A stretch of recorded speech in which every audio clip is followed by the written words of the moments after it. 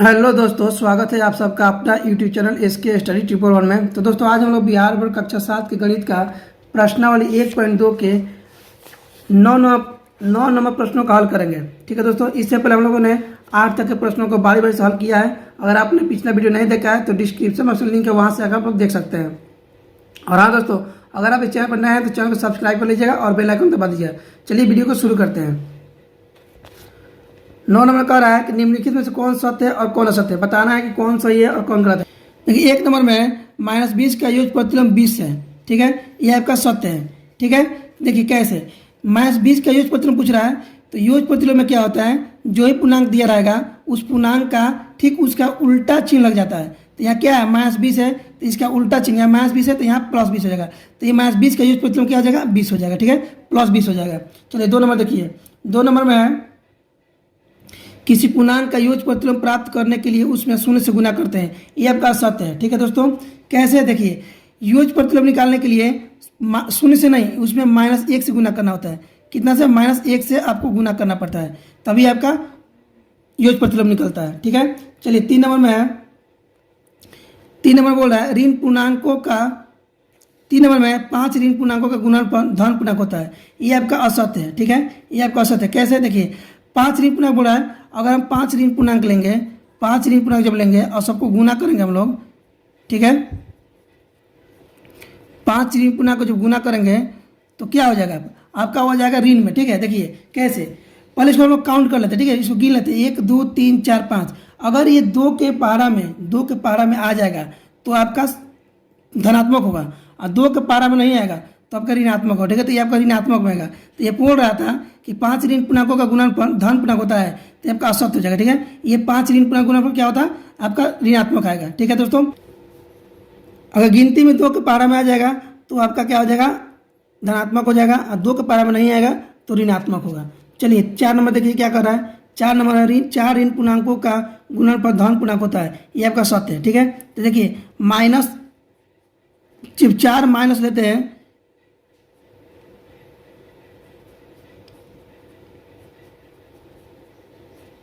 देखिए जब 4 ऋण पूर्णांक को गुना करते हैं, ठीक है, तो क्या मिलेगा, हमको धनात्मक मिलेगा। ठीक है, जब 4 ऋण पूर्णांक गुना करेंगे तो क्या होगा, धनात्मक मिलेगा। मैंने पहले ही बताया है कि जब इसको गिनती करेंगे और गिनती जो होता है 2 के पारा में आ जाएगा तो धनात्मक हो जाएगा, 2 के पारा में नहीं आएगा तो आपका ऋणात्मक होता है। कितना है, 1 2 3 4, 4 है तो 4 2 के पारा में आता है तो आपका धनात्मक हो जाएगा। 5 नंबर में है -4 × 1 = -4। ठीक है दोस्तों, ये आपका सत्य हो जाएगा। देखिए -4 में जब 1 से गुना करेंगे तो -4 ही प्राप्त होगा। कैसे, देखिए 4 एकम 4 और ये माइनस में और ये 1 जो है प्लस में, तो माइनस प्लस क्या हो जाएगा, माइनस हो जाएगा। ठीक है, चलिए 6 नंबर देखिएगा। तो देखिए ये आपका सत्य हो जाएगा। ठीक है, जब भी किसी पूर्णांक में 0 से गुना करेंगे तो हमें 0 ही प्राप्त होगा। ठीक है, तो ये आपका सत्य हो जाएगा। चलिए आगे देखिए, आगे है आपका 10 नंबर में। 10 नंबर में कह रहा है कि निम्नलिखित में पूर्णांकों के गुणा में सही कथनों के आगे सही का निशान लगाएं तथा गलत कथनों को ठीक करके लिखें। ठीक है, देखिए ये क्या है, +2 और -3। तो जब 2 में 3 से गुना करें तो कितना होगा, 6 मिलेगा। 2 3 6 और ये प्लस माइनस क्या हो जाएगा, माइनस हो जाए, तो ये आपका क्या हो गया, सत्य हो गया। क्या हो गया, आपका यह सत्य हो गया। ये आपका सही है। ठीक है, जो इसका उत्तर आया है सही उत्तर आया है। 2 नंबर देखिए, -4 × +8। तो पहले गुना करते हैं, 4 8 32 और ये माइनस है प्लस है, तो माइनस में क्या माइनस होता है, लेकिन ये क्या हुआ है, यहाँ पे आपका दिया है प्लस में, तो ये आपका क्या हो जाएगा, असत्य हो जाएगा। क्या हो जाएगा, असत्य हो जाएगा। अब इसको हम लोग को ठीक करना है। ठीक है, तो देखिए जब -4 में -4 को जब गुना करेंगे हम लोग +8 से तो क्या मिलेगा, 8 चौके 32 तो हो जाएगा, और ये प्लस माइनस प्लस क्या हो जाएगा, माइनस हो जाएगा। माइनस प्लस मिलकर क्या हो जाएगा, माइनस हो जाएगा। ये आपका सही उत्तर है। ठीक है, ये आपका सही उत्तर है। बोर्ड आया था क्वेश्चन में कि गलत कथनों को ठीक करके लिखे, तो हम लोग ठीक करके यहाँ पर लिख दिए। चलिए आगे देखिए, 3 नंबर में है -2 × -2 = +4। तो देखिए 2 × 2 तो 2 दूनी के 4 और माइनस में क्या आ जाएगा, प्लस हो जाएगा। तो ये आपका सत्य है। क्या है, आपका ये सत्य है। 4 नंबर में +3 × +4 = -12। तो देखिए 3 चौक क्या होगा, 12 हो जाएगा। 12 तो आएगा लेकिन प्लस प्लस क्या हो जाएगा, प्लस हो जाएगा। तो यहाँ पे क्या दिया, माइनस दिया है, तो ये आपका क्या हो जाएगा, असत्य हो जाएगा। क्या हो जाएगा, असत्य हो जाएगा। तो इसको ठीक करके लिखते हैं हम लोग। देखिए +3 में जब गुना करेंगे हम लोग +4 से तो क्या मिलेगा, 4 3 12 और ये प्लस प्लस क्या हो जाएगा, प्लस हो जाएगा। ये आपका सही उत्तर हुआ। ठीक है दोस्तों, समझ में आ रहा है। अगर समझ में आ रहा है तो वीडियो को लाइक कर दीजिएगा और चैनल को सब्सक्राइब जरूर कीजिएगा। चलिए आगे देखते हैं। देखिए दोस्तों 11 नंबर में है, किसी हिमीकरण प्रक्रिया में कमरे के तापमान को 40 डिग्री सेल्सियस से 5 डिग्री सेल्सियस प्रति घंटे की दर से कम करने की आवश्यकता है। उस प्रक्रिया के शुरू होने के 10 घंटे बाद कमरे का तापमान क्या होगा। तो देखिए 40 डिग्री सेल्सियस है, ठीक है। कमरे का तापमान कितना है, कमरे का तापमान है, कमरे का तापमान जो है 40 डिग्री सेल्सियस है, ठीक है। अब बोल रहा है कि प्रत्येक घंटा 5 डिग्री सेल्सियस कम हो रहा है, ठीक है। प्रत्येक घंटा 5 डिग्री सेल्सियस कम हो रहा है, ठीक है। तो देखिए पहले घंटे कमरे का तापमान क्या होगा, कमरे का तापमान देखिए 40 डिग्री सेल्सियस था, ठीक है। अब 5 डिग्री सेल्सियस कम होगा पहले घंटे में, कितना होगा 35 डिग्री सेल्सियस, ठीक है। दूसरे घंटे में हो जाएगा, फिर 5 डिग्री सेल्सियस कम होगा तो कितना हो जाएगा 30 डिग्री सेल्सियस। तीसरे घंटे में हो जाएगा 25 डिग्री सेल्सियस। चौथे घंटे में 20 डिग्री सेल्सियस, ठीक है दोस्तों। चलिए बारी बारी से हम लोग को 5-5 डिग्री कम करते जाएंगे, ठीक है। पाँचवें घंटे में आपका हो जाएगा 15 डिग्री सेल्सियस। छठे घंटे में हो जाएगा 10 डिग्री सेल्सियस। सातवें घंटे में 5 डिग्री कम कर लेंगे, कितना हो जाएगा 5 डिग्री सेल्सियस। और आठवें घंटे कितना हो जाएगा, आठवें घंटे का हो जाएगा 0 डिग्री सेल्सियस, ठीक है।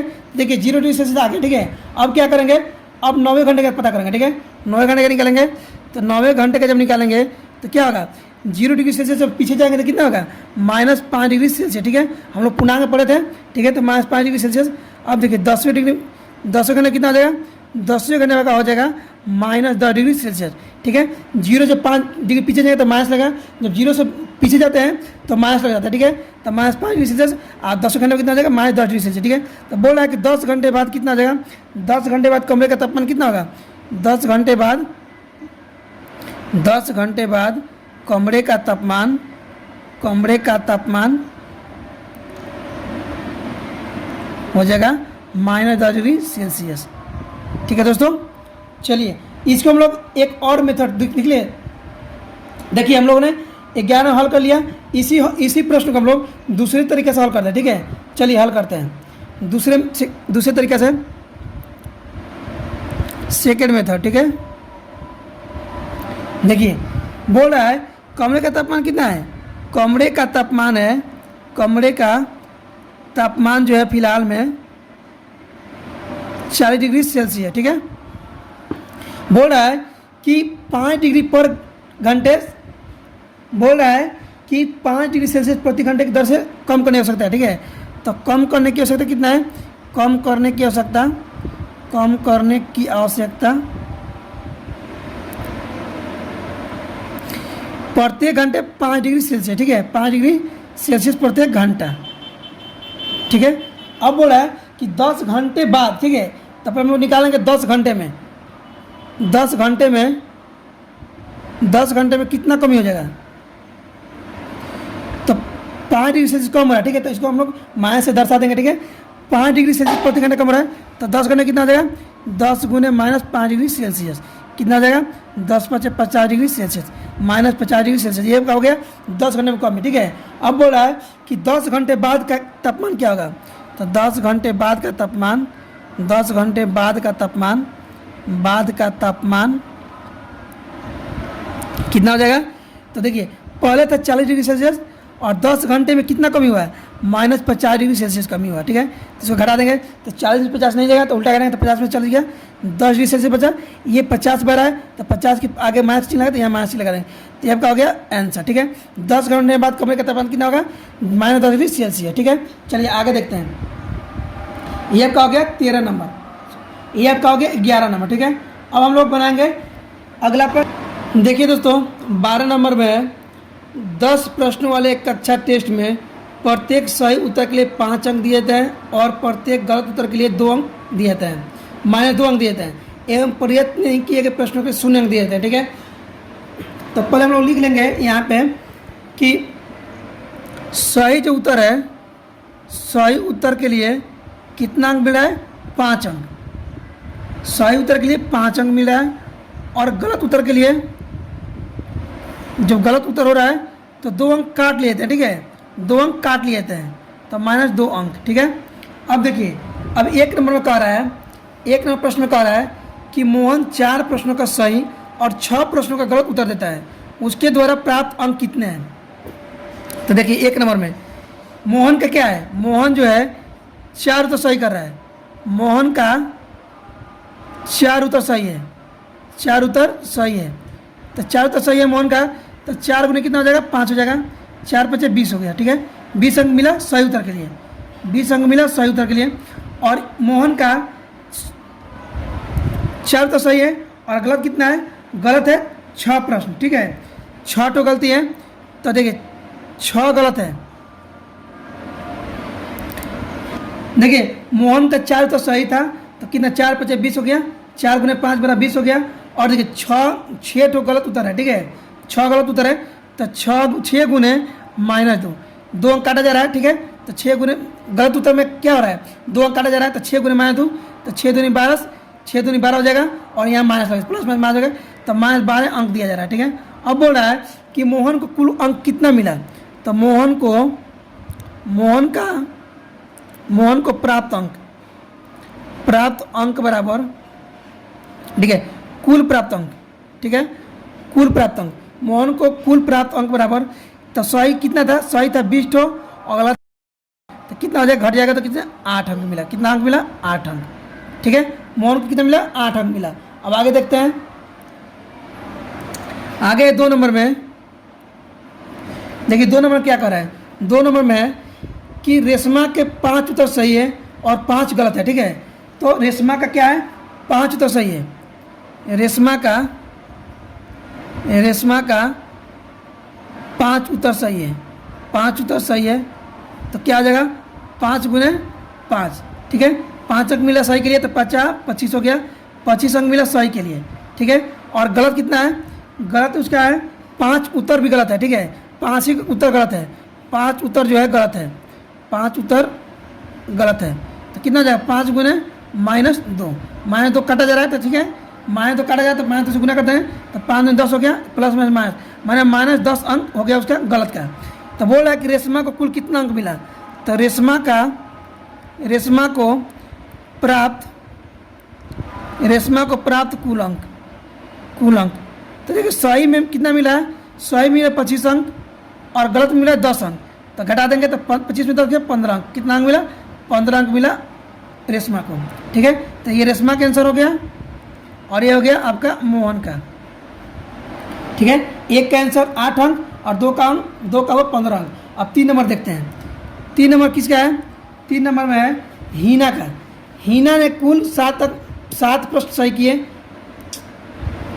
3 नंबर में है हीना ने कुल 7 प्रश्न किए, ठीक है, उनमें से 2 का सही उत्तर है और 5 का उत्तर गलत है, तो उसे कितने अंक प्राप्त हुए। तो देखिए हीना का गलत कितना है, गलत है, हीना का जो है 2 प्रश्न सही है, 2 उत्तर सही है, ठीक है, 2 का उत्तर सही है, 2 उत्तर सही है, हीना का 2 उत्तर सही है, तो 2 गुने कितना हो जाएगा, 2 गुने 5 हो जाएगा, 5 दूनी 10 हो गया। और देखिए इसी हीना का कितना गलत है, 5 उत्तर गलत है, ठीक है, 5 उत्तर गलत है, 5 उत्तर गलत है, तो कितना हो जाएगा, 5 गुने -2 हो गया, कितना मिला, 5 दूनी 10, कितना मिला, -10, प्लस माइनस। अब बोला कि हीना को कुल कितना अंक मिला, हीना को प्राप्त कुल अंक, तो देखिए सही में मिला है 10 अंक और गलत मिला है 10 अंक, तो कितना हो जाएगा, 10 में 10 गया 0 अंक मिला किसको, हीना को। तो ये आपका हो गया 3 का आंसर। देखिए 12 नंबर का हम लोगों ने 12 सबका हल किया, 1 नंबर का हुआ 8 अंक, 2 नंबर का हुआ आपका 15 अंक और 3 का हुआ 0 अंक, ठीक है, ये आपका हो गया 12 नंबर। उम्मीद करते हैं आप सबको आज के सही प्रश्नों का समझ में आ गया होगा। तो चलिए मिलते हैं अगले वीडियो में, तब तक के लिए धन्यवाद।